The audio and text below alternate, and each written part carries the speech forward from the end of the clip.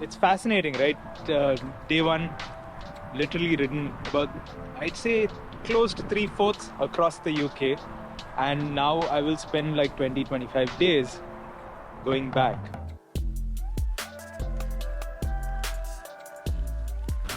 It's about 5:30 a.m. and it is finally time to begin this trip. As you can see, it's quite cold out and it's only going to get colder. The intention is to ride up north. We're going to try and cover distance today. First time riding on a motorway. I'm going to leave from here because I'm in a residential area. Don't want to make too much noise at this time in the morning. Everybody's sleeping peacefully. The bike is loaded up. First time setup. We'll sort of maybe reduce gear and fine tune it as we go along. But what's really important is that this trip is getting started. It's now, I don't know, 20-30 days on the road from here on. Today's a long haul and a little bit nervous, a little bit like unsure of what lies ahead, especially these motorway speeds and things like that. But today's going to be the first time on a British motorway. Let's go see what this is all about. Alright, little CRF 300 rally. It's time to begin our expedition across the UK. Let's do this.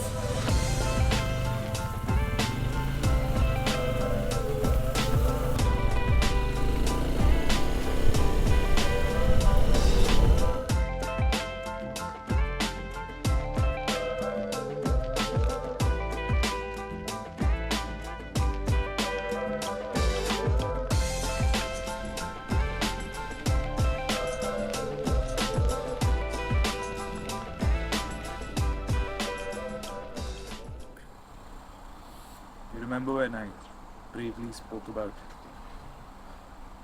like just dealing with a cold? It won't be too bad. We just got started about 100 kilometers in.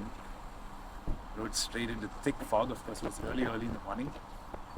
It's extremely cold near Oxford. Just stopped. Some coffee and granola bar. Waiting for a little bit more light and then I'll continue riding. Wow, talk about diving into the deep end, yeah.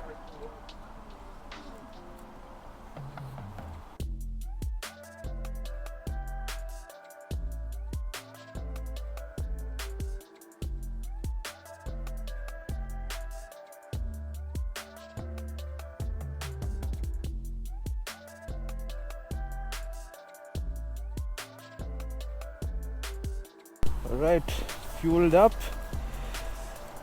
Little bit more daylight now. Let's get back on this motorway and let's get some distance done. Hopefully there'll be less like misting and fog and water. I've switched to my slightly thicker gloves. Alright, back on the M40. You can see this fog. It's pretty crazy, but at least the sun is out now. It's about 6:20 in the morning. I took a really long break. First I had to figure out where to stop in that services. So basically on these motorways, you're not allowed to stop just on the side of the road. There are designated services areas. There'll be boards which say services. It's every 20-25 miles, possibly something like that. And you need to go into those. That's where you have your fuel station, you have your food, you have everything. You have a lot of parking and basically you can't stop on the side of the road here. So this is the first time I went into a services and I had no idea where to go and what to do. So I actually made a mistake and I went and I parked in the food court area, and then it took me a while to figure that out, where I can park, whether I can leave the bike safely.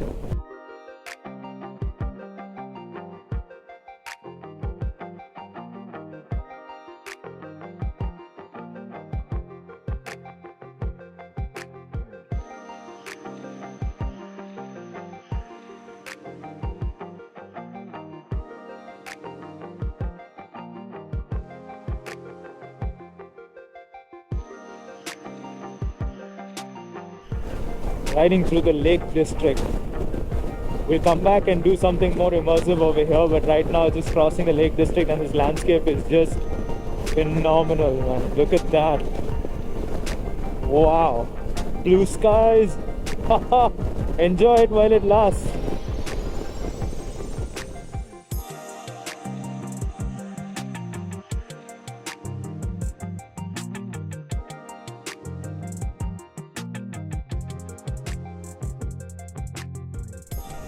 Time to take a break, my friends. End of motorway regulations. How beautiful is this place, man?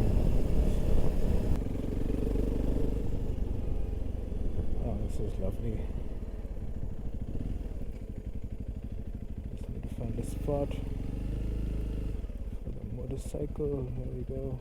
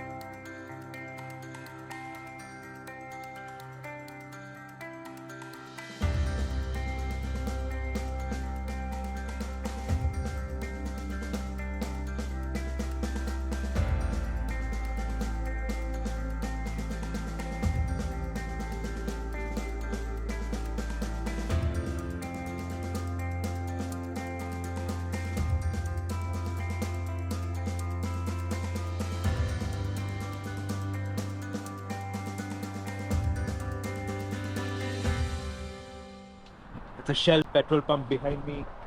I just fueled up the bike, hopefully for the last time for today.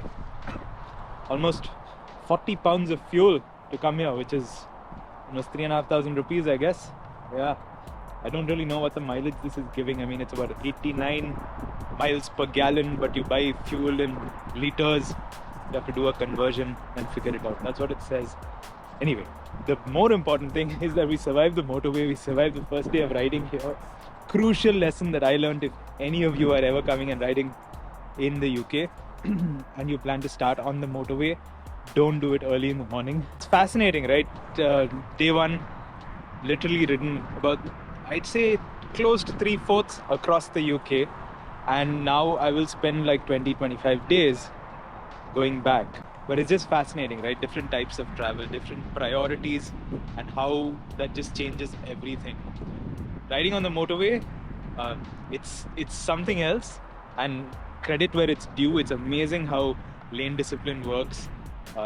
It's something that I've never experienced before, so that was really nice. These fuel stops are great. They call them services. You just get off the highway. There is a lot of signage to let you know where it is. You can plan for it. You get off the highway, you can go eat. You have a proper parking and go to a food court if you want to. Otherwise, you can just come fuel up. You put in the fuel yourself, and then you just leave your vehicle at the fuel pump. You walk in and you pay for it, right? Technically, there's nothing to stop you from just leaving. Of course, they'll have CCTV cameras that capture your number plate and all that, but that thing of honesty, and everybody comes in, everybody greets each other, you have a convenience store to buy something small to eat, or if you want to use the washroom, everything's available there. You have these benches, something like this, to just come sit down. You know, like, this is just designed to make travel more convenient, obviously quicker on the road, but also enjoyable. That's something that was an experience that I enjoyed in this whole process. I have another hour or so to go to get to where I'm going in Scotland, but yeah, I think I'm just going to end this video here. I think this has been the experience that I had expected it to be. Like, very, very different from any highway that I've ridden in India. We have roads like these, the Bombay-Pune Expressway, Yamuna Expressway, lots of other roads that look like this, but the way it works, the way the traffic follows rules, and all of these facilities, this is probably where there'll be a slight break in content for a while. Good things to come from here on. We're in Scotland. I'm hoping to go explore some islands. I'm hoping to go up north. Let's see how it goes. Let's see how the weather is, but lots to come. Stay tuned. Thank you for making the time to watch this video. I'll catch you guys in the next one.